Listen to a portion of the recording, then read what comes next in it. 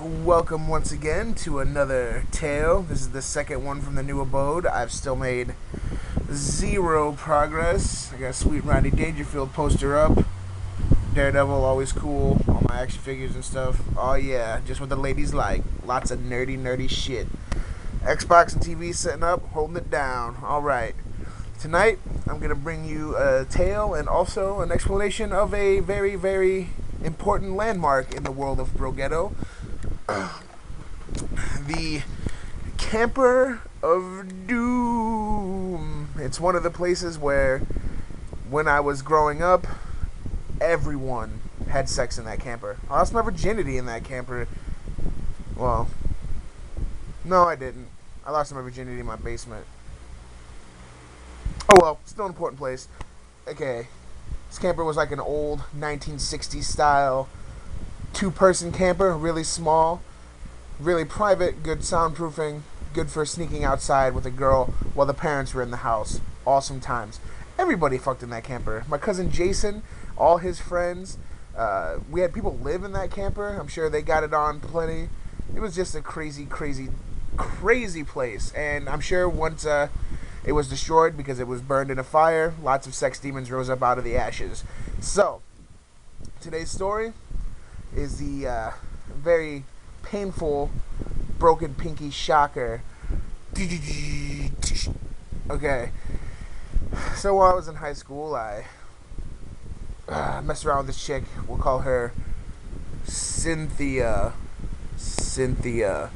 But anyway, we messed around a lot in the camper because she didn't live that far, and she would sneak over there, and then I would sneak out at night, and we would get down. And like, I learned a lot of the sex stuff that I know from this girl. So even though she's a big skis, always has a very special place in my heart, and I wish her the best. But anyway, this particular time, I had been perusing the internet, and I came across a site called collegehumor.com, and they had at the time, the big thing was the shocker, and like they had a foam hand that was in the form of the shocker, and the two fingers were pink, and the pinky was brown, and I thought it was hilarious.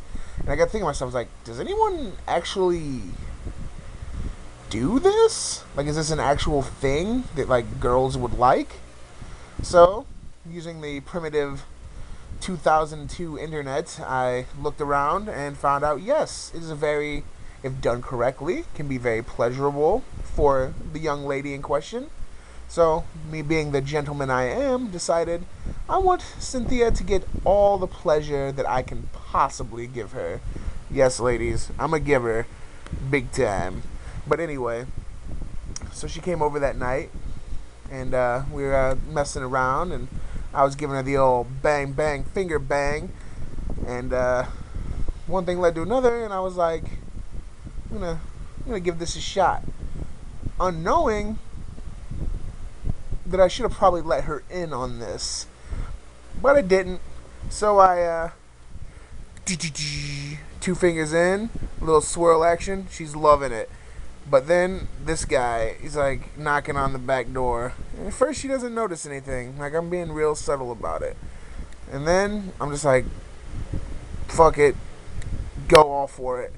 And I go in, and that gets in, and she freaks. She tenses up, and she moved in such a way that it broke my pinky, like straight up. Just my pinky's broken. And so I'm stuck in there. Her butthole won't let go. It's like a goddamn Chinese finger trap. And she's freaking out and flailing all over the place, and I'm trying to calm her down while I'm in extreme amount of pain. Broken pinky, covered in butt juice, not a good time. So I pull it out and everything gets settled, and we're done. We're not going to have sex after that. She's kind of upset because she doesn't like butt play, and I didn't know that wasn't a thing that all girls liked because 2002 internet. Thanks, guys. And I was too embarrassed to go tell my parents what had happened, so I went inside and just didn't say anything about it and tried to sleep with a broken pinky. And the next day at school, go in, I got my pinky in my hand is just swollen to ridiculous proportions, and my pinky's all, it's still never properly healed right. It still clicks when I move it, and you can't hear it because I have my awesome fucking high velocity fan kicking out the jams.